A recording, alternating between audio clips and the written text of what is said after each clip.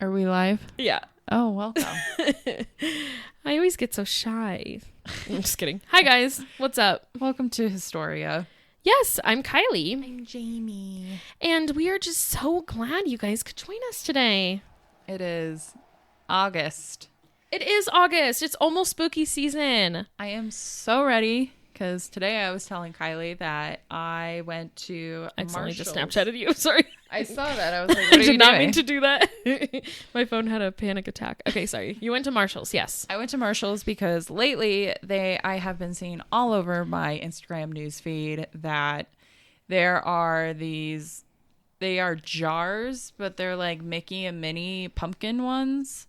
And my sister has been obsessed with getting them because she has her Mickey one. She wants to get a Minnie one. And then they have like two baby ones, which I want the baby ones.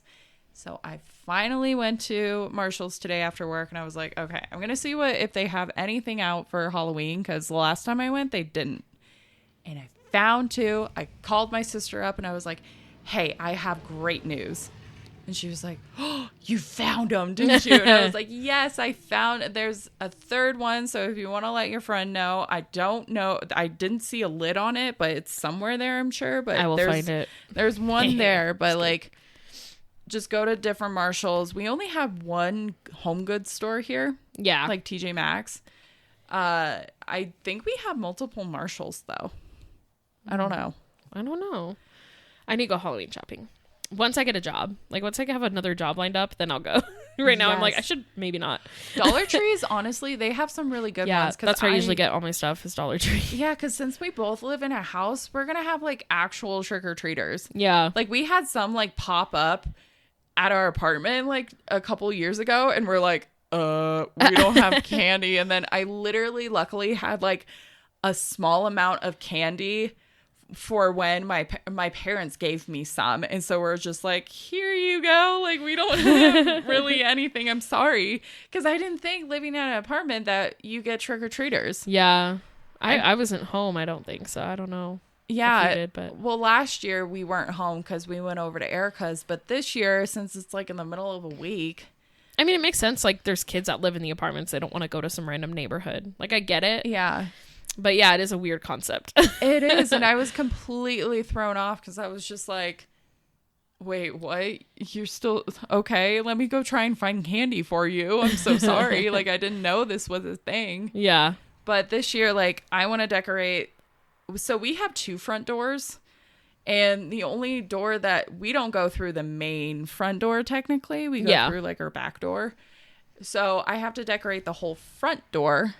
And I'm like, oh, I'm going to go so hard. I'm going to put like ghosts and stuff in like the trees. Yeah. I'm going to decorate with like cobwebs and stuff. Like I'm already like thinking of ideas. I'm going to have Erica's help because I'm terrible at DIY. But I am so pumped. Like Big Lots has a really good selection. At Home has a really good selection. I could do a whole freaking home podcast if I wanted to of just like home, like where to get your shit for Halloween and like fall and stuff. But I'm a huge advocate for Dollar Tree. Yes. Because they have some really good stuff that you can make out of in DIY. And honestly, I'm disappointed in Hobby Lobby because they're closed on Sundays and they don't have Halloween stuff, but like religion stuff. But Michael's has some really good Michael's Halloween has stuff. some good stuff. Like they have like aisles and aisles full. I was there yesterday and I'm like, oh, we are coming back. We are coming back to this stuff. Well, I want to get one of those big signs that says like welcome or like trick or treat and stuff. And then I need to get another mat. Yeah. And wreath. Like I want to make a big wreath. I think I'm going to use my one from last year. Like it's cute. I like mine. Oh yeah, the one that we made. Yeah, it turned out really good. Because I think we didn't make it till like the week before Halloween or something, so I didn't get to have it that long. But now I can have it all season long. See, now I need two because I have my front door and then my back door. Oh yeah. So I want to get a new mat and then I want to make like a really big wreath, like really thick. I am down to do DIY stuff. for Halloween. Let's do it. Yes, I'm so very excited. Oh man, August, I know.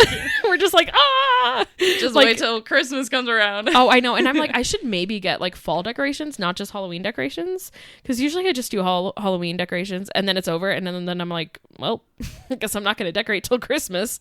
But like, I should have some like fall. I'm trying to figure out where to put all my fall stuff. Yeah, because like I have that like pony wall between the dining room and stuff, because I want to go big for Halloween in the dining room. I gotta move all of our wedding shit. Yeah. I got, James doesn't listen to this, so I'm not too worried. But I got his wedding gift a couple days ago. And it's a watch. It's really nice. I got like... We'll know if he listens now. Yeah. I got our date engraved for when we're getting married, and then he's J1, I'm J2. So I put that in there on the back of it, and it came in, and I was like, if I tell him that it came in, he's gonna search everywhere, because he cannot.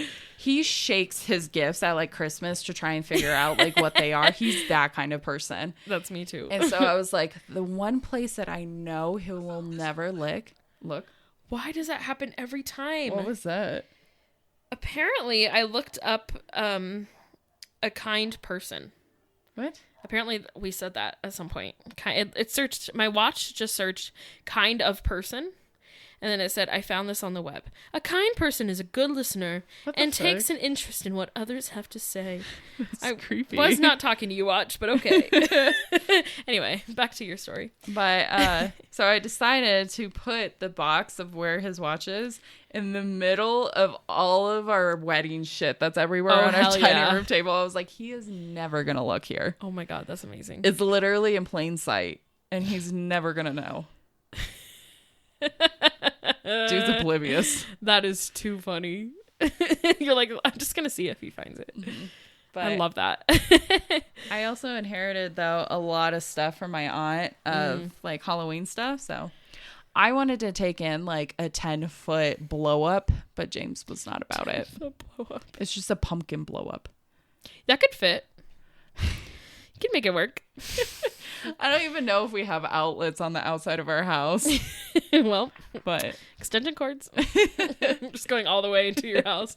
I already told him that he has to put up Christmas lights. Yeah. If he does not, I'm going to throw a tantrum.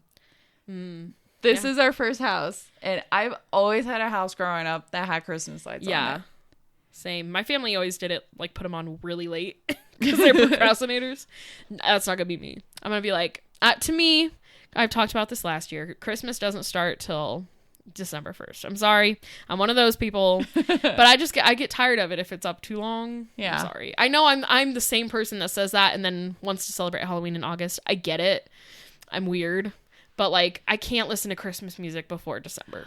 I am Michael Bublé's Christmas album 24/7, all from Black Friday to January. I gotta get through my birthday first. That's true. I'm like, I got my birthday, and now we can celebrate Christmas. So, oh man, this is the most wonderful time of the year. We're approaching it. I'm so ready. I'm so ready. All the best months are coming up. This is so exciting. Is that a firework? I think it's those firecrackers. It is August 5th. Those snappers. They gotta use them up. They're like, okay, they'll go bad. Gotta get them used up. But man, life has been crazy, y'all. I went on my honeymoon, went to Disneyland. It was so lit. I had a great time. I'm so jealous. I told Jamie every detail. Yeah, every detail, and I was there for it all because I freaking love Disney. Oh my God, it was so amazing. Like staying at the Disneyland Hotel, 10 out of 10. And if you guys remember episode 4, I think, Disneyland episode, so 4. At the Disneyland Hotel, they have a whole wall just like of Walt's story, and I was like, we talked about that and that and that, and it was cool just like seeing all of the pictures and all of that. So yeah. Anyway, did that, came home, and I've just been job searching, so that's been really cool. And now I'm like, I don't have a wedding to plan, so I can like just live my life. That's great. How's your life going? I pretty much said all of it. How it's going. Going to Marshall's, that's how it's going. That's how I spend my evenings. No life updates, nothing too wild. No, James last night, he was like, you want to go to Whiskey Baron? And I was like, I'd rather not. So I worked out. Wow. He was like, you are such a buzzkill. And I was like, I don't want to go to this trash. That place is not that great. And no, and he was like, it's popping on Thursdays. I'm like, why is a country bar popping on a Thursday? Popping on a Thursday. I'm like, no. Oh, Jesus. I was like, I'm not going. I have to work at 7. Yeah. I was like, I'm just going to get on our elliptical. And I was on it for 30 minutes and I made James do it for 30 minutes and he nearly died. Love that. He was like, why is this so hard? Because he went barefoot and I was like, you fucking idiot. Like, you got to wear shoes. You go on a barefoot. He's weird. That's great. He is an adventure boy. He is technically right now still fishing. That is insane. Yeah, and it's 9 hours dark so out. Yeah, How do you fish in the dark? You get one Lights? of those headlamps, which they don't recommend it because he'll probably get yelled at if you're in the water during dark because like if there's like boats and stuff, yeah, they I can didn't hit think you were allowed to be.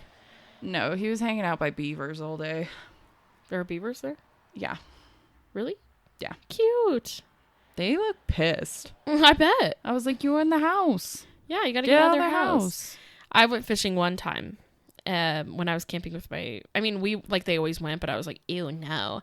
And I went when I was camping with my grandparents in Wyoming, and my grandpa was like, you want to see me gut a fish? And then he showed me, and I was like, all right, I'm never doing this again. I can't get into it. I don't like it. You should go ice fishing with us. I do not like the winter, first of all. Second of all, I do not like fishing. I can't sit still that long. If you give me an activity like a child, like give me an iPad. I'll give you like a coloring book because screw children. Can I color with my hands numb? Yeah. In the snow? Yeah. Well, we're not in the snow. We're in a hut.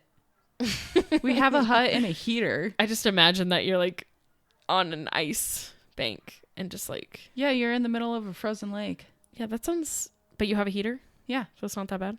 No. Especially when you get more people in it. Oh my gosh. Okay. It's real. I love ice fishing. Erica's too better afraid than fishing? to... Yeah. Because you get to hang out. Like, you're not really like... It's like you get to look down and like see the fish going. Cool. Yeah, and then you listen to music, eat some food. It's pretty chill. Maybe I'd like that better than regular fishing because I do not enjoy regular fishing. And I mean, we go during the day too to where it's not like super cold. There was one time James and I went out to 11 Mile and we were in the middle of the lake, and by the time we got done, it was like 6 or 7 p.m. and it was dark and it was like negative 25 degrees. My hair froze. I was so mad. I was like, we're never doing that again. I was like, I literally almost died. But, oh my God. You know what that lake didn't have? What? A lighthouse. Oh, wait, before we start, thank you all for voting on the wonders of the world. I had to put it in the like 4 slides because they wouldn't all fit on one. So oh my God. There were like 2 for new and then 2 for old. And then we just kind of chose the ones that were most popular. Yeah. So I told Jamie, choose between these 2. And she chose the Lighthouse of Alexandria. Yeah. Just a little known fact. I am obsessed with lighthouses. I really want to go to the lighthouse in Portland, Maine, because that one is the oldest one in the state. Oh. I loved going to the Ponce de Leon one down in Florida. Oh, that one's one of my favorites by far. I love lighthouses. I don't know why. They're really cool. They are really cool. They have a lot of history. They're important, but they look really cool. And Scooby-Doo episodes and stuff. I tried to make a lighthouse on Sims because now you can do curved walls. Did not go well. It's really hard. Anyway. So let's talk about this Lighthouse of Alexandria. There is a lot of rich history on it. It's pretty cool. And you can still technically kind of visit it. I will get into it later. So... And this is an ancient wonder. Yes. So I'm going to be discussing the ancient wonder of the world, which I believe there are 7 of those as well. Yep. So we're crossing this one off the list of ancient. So Now, to cut to the chase, I'm going to be covering one of my favorite ones. Now, this is no ordinary lighthouse, as it has made it onto one of the lists of the ancient world of wonders. So, like, you have to be pretty bougie and pretty significant to make it onto this list. Oh, yeah. Especially from all of these old historians. Yeah. It's pretty important. And at first I was like, there's a lot of pretty important lighthouses, but after researching this one, I'm like, okay, it makes sense. I suppose. Now, if you don't know much about Alexandria, I'm sure I have mentioned it before as in our Cleopatra episode. Yep. It is a city that was built by my guy, Alexander the Great. My guy. During his conquest into Egypt. Now, I am surprised the library actually isn't part of the ancient wonders of the world. The Alexandria Library. Have you ever heard of it? No. It is super, like, if you're a history buff, this library burnt down. Oh. And they lost so many important documents that had a lot of answers to what we don't have now. Like, a lot of what they had in this library, there was a lot of passages to certain, like, Greek mythology, like, stories and stuff like that. Like, Homer's, like, you have the Iliad, and there's, like, certain stories that aren't finished because they were in the library and they got burned down. Or, like, there's a lot of, like, answers that we don't have anymore to certain topics and stuff because they were in the library. And oh my god, that's crazy. Yeah. Like, they saved a lot that was in the library, but a lot of it was destroyed. So I was surprised that, like, this library wasn't on one of the lists, but I guess because it burnt down, people were like, can't really see it anymore. It's not a push to go see it. Whereas, like, technically this lighthouse is no longer standing. It is for so many years. It held such significance. So. Ooh. Dogs are barking. Now, a quick fact to get us started is that this wonder is no longer standing. Aww. I believe, I didn't know was that. really sad. I believe that the only one truly standing of the part of the wonders of the ancient world is the pyramids of Giza. Oh. It's the only one remaining. All the other ones are probably lost to the world, or they just no longer exist because they fell apart. And I mean, that's just what comes with age. Yeah. And I mean, you have to think of, like, this side of, like, the Mediterranean. Yeah. Earthquakes. Of course. So.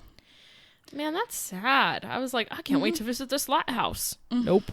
I mean, you still kind of, I will get into that. You kind of can. It's pretty cool.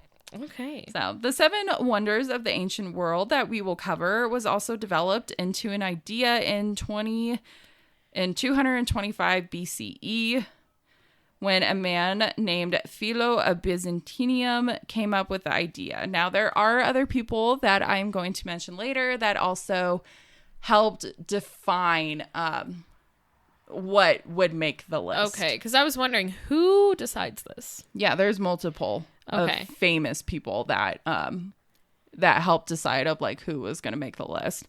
But for, like, who really kind of just developed and kind of, like, spread it around was this guy Philo. Gotcha. Which that was what I found in my research. Now, this was constructed as all of these wonders were, and attracted to popular historians like Herodotus, who is also a part of the listing, and then other philosophers and adventuremen that found these wonders as a must place to go. So that's why, like, if you made the list because you were a place that everybody wanted to go from, like, all over the world, be like, oh my God, yes, you're special. Now, unfortunately, most of them are never going to be that we're never going to experience them like they did. Yeah. So these wonders, that's like, very true. I mean, we still can for Giza, which is really, really nice because I want to visit there. But, like, with some of the other ones, like the Babylon or like the statue of Zeus, we're never going to get to experience it like those people did, which is really sad. It makes me sad. Don't ruin history, guys. For real, though.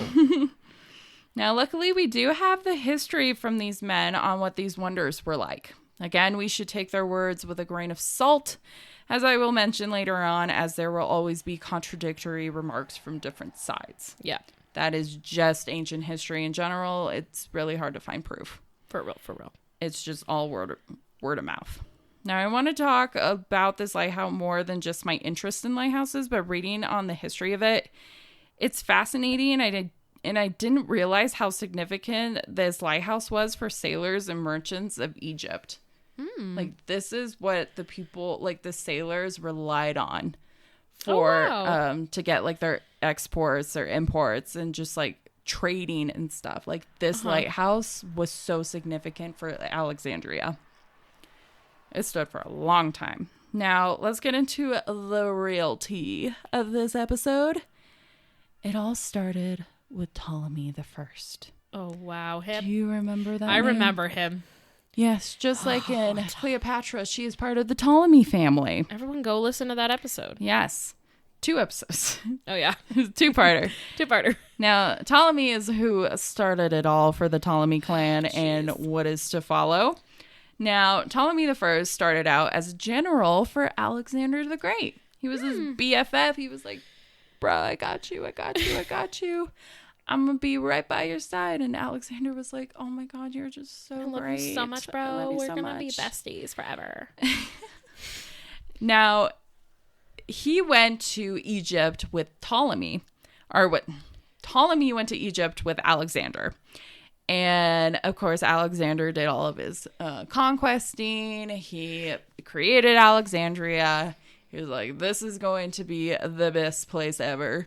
But eventually he was like, okay, I'm over this. I'm going to leave. Yeah. And so he was like, yo, you're my main man, Ptolemy. I want you to stay behind and keep this in check. Ptolemy was like, okay. Yeah, I got you. So with Alexander leaving, Ptolemy decided to take him leaving and being on his own to his advantage. He was like, oh, hell yes. Egypt is in my palm. Oh, so no. Instead of following the orders of Alexander and just for everybody to declare like Alexander as like the rightful ruler and stuff like that, Ptolemy the First declared himself Pharaoh of Egypt in 305 BCE. He was like, fuck you guys. I'm the Pharaoh now. I'm the big guy in school. Now I'm going to do this. Now, a lot of times, like when, like with Napoleon, when he would take over like these countries and stuff, he pretty much he made his family be the leaders of all of these different regions that he was conquering because then they would have close relations. But yeah, I think with Alexander, it was a little bit different. He was just like, I want you to stay behind, make sure everything is ordered, is like in line. But Ptolemy was like, I'm going to take that a step forward and I'm just going to become Pharaoh. Because I mean, like, why not? Like, he's like, I'm already great as it is. And like, Alexander is not going to be back anytime soon because Alexander would not be back anytime soon because he would die. Spoiler alert. Just kidding. He died pretty young, but I still want to do like a huge series on him. So I'm just picking pieces of him at a time. Ptolemy's like that kid in school that like wants to be the president of the high school. You know what I mean? Yeah. Wants to make the speech, the valedictorian speech. Like, he's like so Alexander is like the president of like student council. Right. And then Ptolemy is like the vice president. Right. He's like, yeah, man, I'm cool. It's like you're there, but it's like you're really not that important. No, unless the president's gone. Exactly. That's but literally your role. You know, he'd be the one bringing in like fruit gushers and being like, look what I got. Yeah, be like, you should have made me president. It's like, wow. Okay. So, yes. Vote for Ptolemy. Vote Ptolemy. Vote for Ptolemy. What year is this? I will make changes to the school. Let me be Pharaoh. And everyone's like, no. Go away. And of course, no one's going to say no because they're like, right, yeah, they're like, oh shit, the Greeks are here. Yeah. You can't stop the Greeks. Dude, Egypt during this time is just going through it. They're like, fuck. You're like, man, we just keep getting in these civil wars. We just keep getting in all these other wars. Like, why can't we catch a break? Come on. Ptolemy's like, fuck you guys. I'm Pharaoh. I'm Pharaoh. That's all I care about, bitches. They're like, okay, we'll put our little pins on for team Ptolemy. Vote for Ptolemy. Little buttons. It's like a vote for Pedro shirt, but it vote for Ptolemy. I want a shirt that says vote for Ptolemy. Yes. If we ever have merch, we're getting that. I love that. Oh my God, I'm here for that. Oh my God. Now, a couple of years later, a conversation would be brought up about the trading that was going on in the Mediterranean. Now, Egypt was just like, we got to get involved just as heavy as Greece, as Rome, as everybody else. We need to keep going because we got what they have and we want what they have. Mm-hmm. This is just how it is. And so it was decided by Ptolemy to start building a lighthouse that would help guide mariners, whatever. Mariners, I think. Yeah, and sailors who were traveling to Alexandria for trading. He was just like, we need to build something that is equally important to this. Now, the lighthouse would be built on the island of Pharos that was just outside of the harbor of Alexandria. It would take this building 20 years to be built. Wow. Yeah, that's a long time for that. And would end up being finished by his son, Ptolemy II. Oh, God. They're all Ptolemies. I remember Ptolemy II, too. They're all Ptolemies. They're all little bitches. They just love drama. Now, to know a little bit about the history behind the wonder of the ancient world here is an example where history can be challenged. It was discussed that the architect of the building was Sostratus of Cnidus, and other historians could say that he was only financially involved with having the lighthouse built. I have found more and more when I was doing my research that he was actually the architect for it. So I'm going to say that he was the architect. Yeah. But of course, like, different historians have like different perceptions of like, yeah, he was, or no, he was only there for like financial reasons. And I'm no like, way to prove it. well, he's not going to actually build the thing. Mm-hmm. There's no way. So, I mean, that's kind of what an architect is. You give them ideas and then you give them money. Exactly. Honestly, I don't really know. I think you set up the design, but you don't actually have to build. No. Right. That's why you have construction. I need to ask my cousin because he's in architect work. I don't know. This is very educational. I'm just kidding. I don't know anything about architecture. That's not my job. Now, this was not the first lighthouse that would guide sailors and mariners to the harbors, as there has been noted on countless ends that there was a lighthouse during the Archaic period in Thasos, but because of how iconic this lighthouse is, it was the one who got put on the map. So, like, this other one was just like, so. And I'm sure there were, like, some other, like, ones, but this one, for how massive it is and how iconic it is, it's just, it takes over. Yeah. Of everybody else in that time. It could also be that this lighthouse was rare for others during this time is because it had two functions. Now, a lot of them only had one function. Mm-hmm.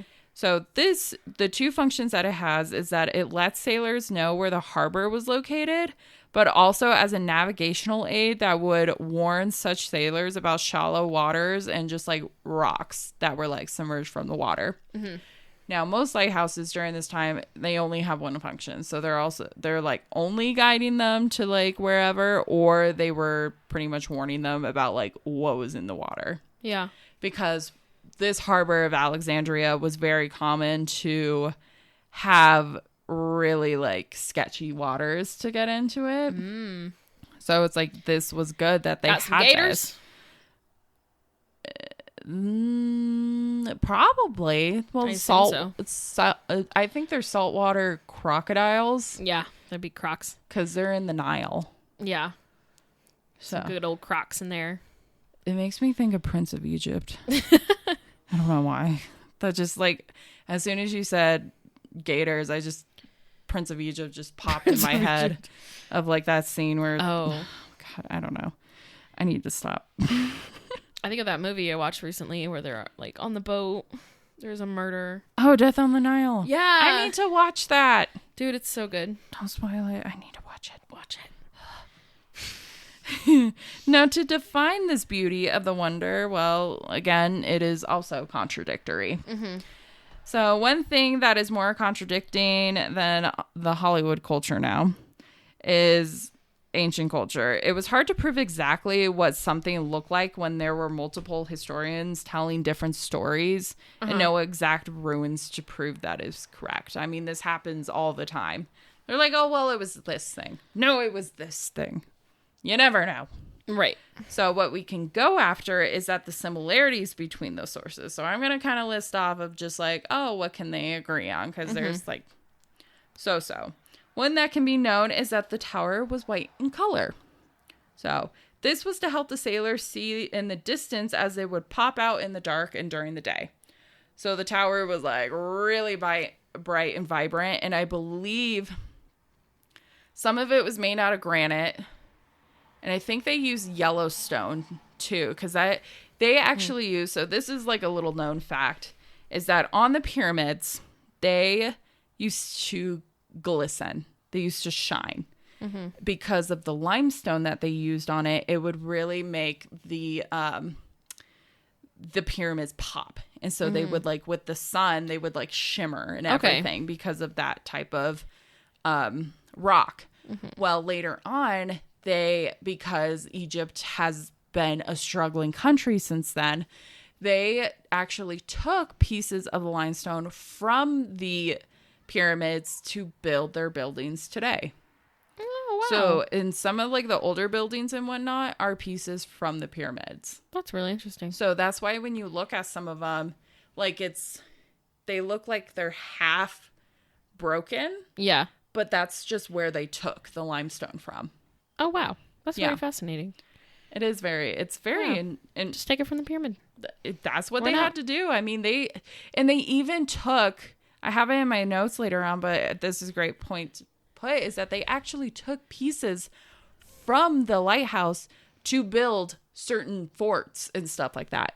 They reuse all the time, which honestly, that's great. Yeah, reduce, reuse, recycle. That's what I gotta say. Yep.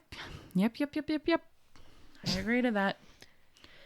It can also be concluded that this lighthouse was 3 levels. Now, the first of the lower level was rectangular, so it was very wide or very long. It was pretty wide too, but that was like the lower level. That's like where you enter and whatnot, and had just like separate like rooms and stuff. And then the second, like middle level, was octagonal. So it was like, it had like multiple surfaces and whatnot, and look at a picture of it and you'll understand. Imagine an octagon on top of a square or a rectangle. I don't remember what you said. Square? It was kind of, if it's long, it's probably rectangle, right? Yeah, it was rectangle on the bottom, but like when I was looking at a picture, I was like, this doesn't look like an octagon. Oh, I was like, it kind of looks like not a prison. I don't know. I don't know the shape. Rhombus? I don't even Go know, look it up, but guys. It doesn't look like an octagon unless I'm stupid. I'll I post a did not picture do good in geometry. There'll be a picture on the Insta. Yeah. And then the very top level was round. So it kind of has that like... Of course, yes. Yeah, the roundest shape. It's huge. It's absolutely massive.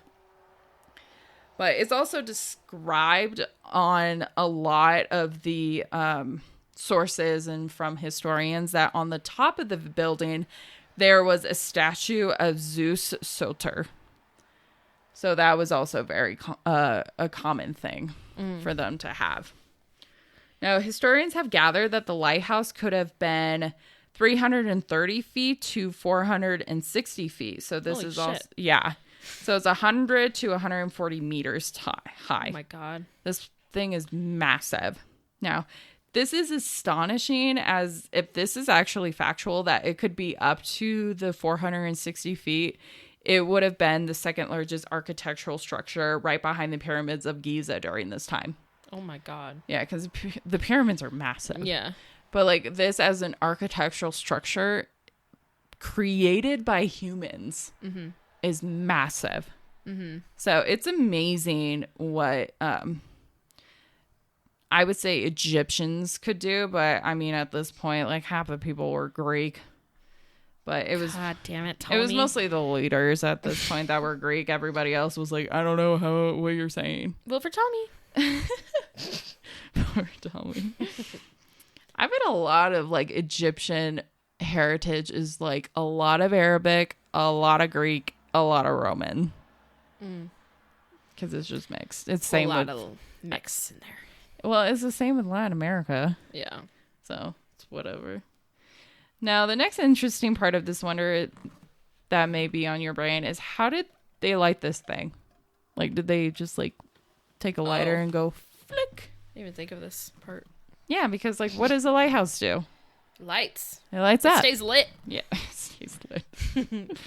Now, for being in the Common Era, there is no way that this lighthouse could be as advanced as the ones that we see today. Like when we went to the Ponce de Leon one, they had like a whole like house of just the light itself, of just like what it's made out of and how they'd use like the magnify. And I was like, there's no way they had this technology. So I'm like, that also got me curious of like, What did they use? Oh my how God. they freaking light this thing. Yeah. I didn't even think of this. Yeah. Wow. What did they use? Are you going to tell me? Yeah. Oh, okay. Good, because I would be curious forever. Now, it's been discussed by historians on whether this lighthouse was actually lit during the night. They're like, was it? I don't know. Because during the day, you can't. Yeah. Because it's daytime. From earlier sources, there is no word said on the lighthouse as being lit, but from later sources, there is. So, one source was from someone we have discussed briefly, Pliny the Elder. Oh my God. All these names coming back. I know. Wow. They all wrap Full around. circle. If you don't know, it was from Pompeii. That's where. Okay. Yes, Pompeii. Oh, Brad. Brad. Go listen to that episode too. That's a good one. I love it. Now, in his words, he stated about the lighthouse, the object of it is, by the light of its fires at night, to give warning to ships of the neighboring shoals, and to point out them entrance of the harbor. So in his words, he said there was a light. So, but like in earlier ones, there was There may not have been one. That's what I was So it may thinking. not even be a lighthouse. Well, the thing is that it could possibly, because this lighthouse stood for like 1,000 years. Yeah. So it makes sense that, well, I don't know if it was like 1,000 years. It was pretty close. This place was like standing for a long time. But it could have been in the earlier days that they didn't have the technology to light the lighthouse. So they had to use like whatever, like shining or like use reflectories. Yeah. But later on, when they developed something more with technology, because technology has, it was slow up until around the 1700s, Right. where we really saw like, I guess the Industrial Revolution, we saw like an advancement in technology. But like before then, like technology was really slow. So catching them up. So I think at first, for these earlier sources, my opinion is that I don't think they had light at first because they didn't know really how to develop that. But I think later on they learned how to do that. So when Pliny the Elder wrote about it having light, I think they actually figured out finally the method to use to get that light at night. Okay. Yeah, that makes more sense. Yeah. Now, from the article I read, it stated that even Arab sources mentioned a mirror made of bronze was used with the oils and fire to make the light beam out brighter. Is because they have to get it out as far as they can for when the ships come in, because if the waves are pretty gnarly, they're not going to be able to see like how shallow the waters are or the rocks that are submerged. And so they have to figure out like, how can we get them a warning sign as far as possible? So a bronze mirror was a very common one that they figured out to use.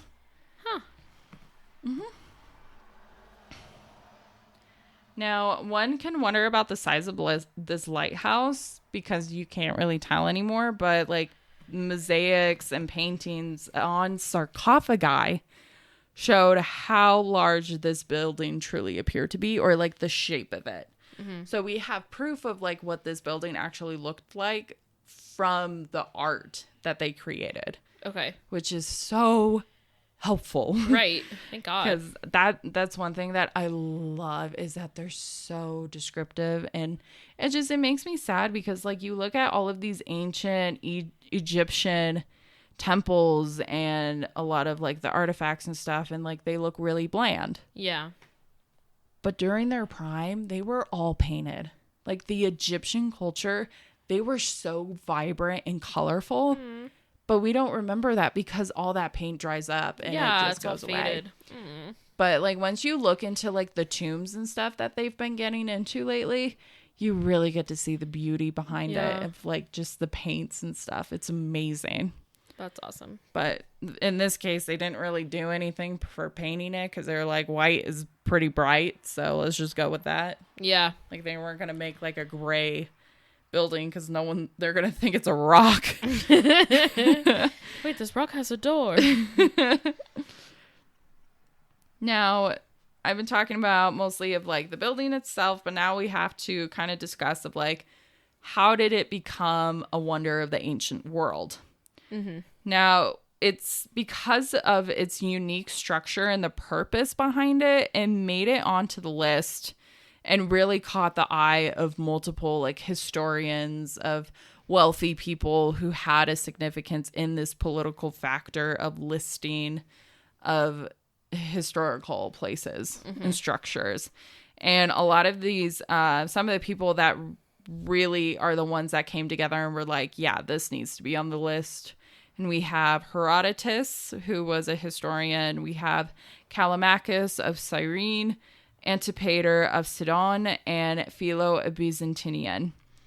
So these were all very significant people who had high influence in their cultures and in pretty much like the world. And they were like, this deserves to be on the list because of how unique it is and how important it is for Alexandria. And like people that see this lighthouse were just like, this is amazing of how massive it is, for one. Yeah. And just how beautiful it was. So it makes sense of like why this was on the list. Now, the Ptolemies would come and go, but the Lighthouse of Alexandria would stay, even when the Roman Empire took over Egypt. Now, the Romans would treat Alexandria as one of the most important cities of their empire, especially the harbor. Good. They cared a lot about this lighthouse. They should care about this city. Exactly. The Romans were like, this is a great city. It's great for trading.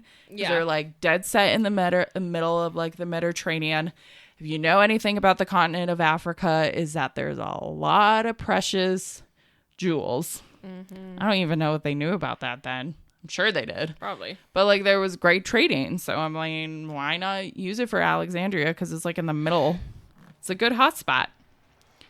Of course, we know this lighthouse is no longer around. And the reason? Earthquakes. So even the Romans could not stop earthquakes. Unfortunately. They can do a lot, but they can't do that. Yeah. Now, the first documented earthquake that, I think there was one earlier, but I can't remember what it was. But the one that I'll mention that was documented was in 796 CE. And then there was another one in 950 CE of earthquakes that would cause partial collapse of the lighthouse. Like these earthquakes in the Mediterranean are intense. Like if you're in Greece and stuff, like they're crazy. Like you're just shaking. Wow. But so in the 796, there would be recorded repairs. Like they actually recorded down in books and stuff that, oh, this repair was made to the lighthouse, this repair. And it just, you can't help. It's like on a small island, and because of the earthquakes, and it's in like the middle of like, it's in the ocean. It's going to collapse, especially with how massive it is. Right. There's nothing to keep it sturdy. In the records, there was even mention that a dome mosque was added to the tower in 1000 CE. And even major restoration had been made in 1161 CE under the Fatimids. So this lighthouse has been through so many different cultures that have taken over Egypt. It's wild. That is crazy. Yeah. No, just keeps getting adopted. It really does. And everybody cares about it as much as they can. But Arab architecture is also mentioned to be added to the lighthouse later on. And records of the lighthouse were continuous until it eventually wasn't. It was around the 1300s that we see this discontinued records of the lighthouse, unfortunately. So everybody leading up to it were just like, oh, we're going to take care of this. But I think the more that Egypt struggled and kind of lost its footing, it just, they didn't really have the funds to keep it repaired or really do anything about it because they were struggling internally themselves. So it was noted that the granite foundations would go on to be used in the Quaid Bay fort in the 1400s. But other than that, there was no real mention of what really happened, except that earthquakes are what destroyed it. So it wasn't really any people. It was used as a fort, but I think in 1323, there was a massive earthquake that would hit the area and pretty much left it to... It completely destroyed everything that was standing upright. But because, like, the rectangular foundation is still technically there in a sense. Like, they turned it in 1480, into a fort. Okay. Into a military fort. Gotcha. And so it kind of has stayed that because, like, it's on the harbor. They can kind of see what's going on in the area. But, like, the tall part of the tower had already fallen. Okay. So it was no longer a lighthouse. Gotcha. Now, it would be centuries until this lighthouse would be brought up back to the individuals' radars, to like everybody's radar. Thinking that this was a lost ruin to the ancient world, in 1968, during an archaeological expedition sponsored by UNESCO, who we talked about last week, Machu Picchu. Yeah. It was confirmed by leader Honor Frost that the ruins of the lighthouse had to be in the area underwater. They're like, well, if an earthquake made it fall over, these ruins still have to be here unless they completely took them all by hand. Yeah, like everything that was in the tower had to be somewhere. And he was like, it has to be underwater. Yeah. Now, unfortunately, the team and their exploration would have to be put on hold as where they wanted to search was in a military zone at the time. Oh. Because it was used as a fort. So they didn't search it before that happened? Like before it turned into a fort? No, because that was in 1480.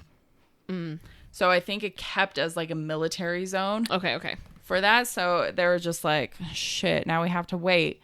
It wouldn't be until 1994 that the remains of the lighthouse would be discovered underwater by archaeologists Jean-Yves and Prieur. What? Yeah, so they finally got permission to actually do an exploration, and he was like, I'm going to go diving underwater. And he found a lot. Oh my God. Finally. He found granite stones. He found so much. Now, he would go on to find ruins on the eastern side of the harbor and captured a lot. He would go on to find giant blocks of granite of what were the foundations.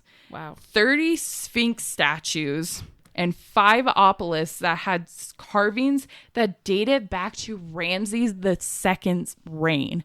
This was over 1,000 years ago that Ramses reigned.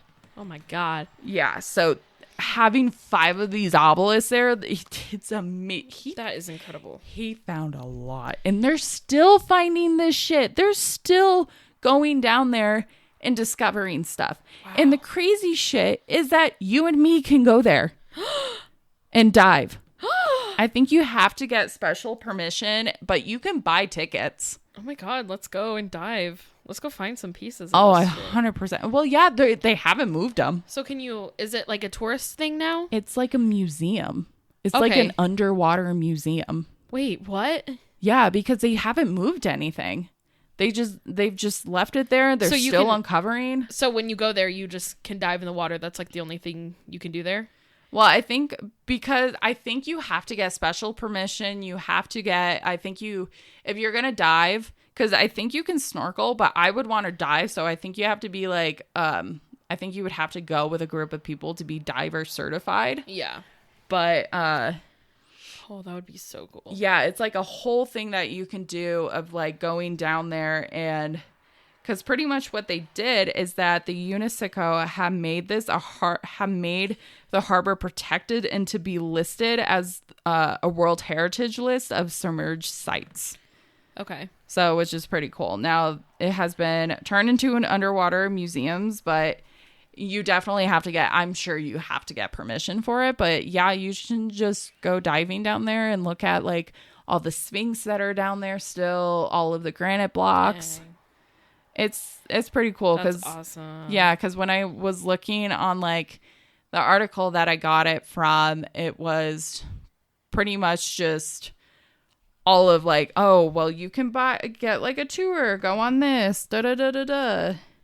Because I'm trying to look at like because I want to name the article that I use. So it's pretty much like, it was on worldhistory.org. You got a picture? Of like the area or? Shit. No. So this is like, I'm just trying to find the article that I read. So it's on worldhistory.org, and it's the Lighthouse of Alexandria. And it gives like a full explanation about the place, just the cool things that have behind it. But definitely like they mention at the end, like you can totally check it out. Holy crap. That is so cool. Yeah. But I'm sure because it's protected, they might have only certain people that can check it out. They're still doing explorations and discoveries of new things. I'm sure you have to have some type of license of something. Yeah, but like that would be that's on the bucket list. That would be really cool. Imagine discovering some pieces. Exactly. That'd be so fun. That's the Lighthouse of Alexandria. Wow. It is super fascinating. Mm-hmm. It is, I believe, it was one of the last to be listed as a wonder of the ancient world. Mm-hmm. So all of the other ones were listed before, but the Lighthouse of Alexandria was like the last one. Wow. So, yeah. RIP. I had a lot of fun doing that one. I love lighthouses, and I thought that had really good history because I did not know about it. Mm-hmm. That's awesome. Yeah. Very cool. I learned everything because I didn't know anything, so. You and me both. So that's what I learned today. Yay. Oh. Where can you find us? You can find us on Facebook, TikTok, Instagram, YouTube at Historia the Podcast. You can email us at historiathepodcast@gmail.com. Follow us on Instagram because you never know when I'm going to post one of those. I like doing the stories and being like, what do you guys want to see next? Because it's cool to get your input. So definitely follow us on there. Watch our stories. And you might be able to vote for our next episode. Mm-hmm.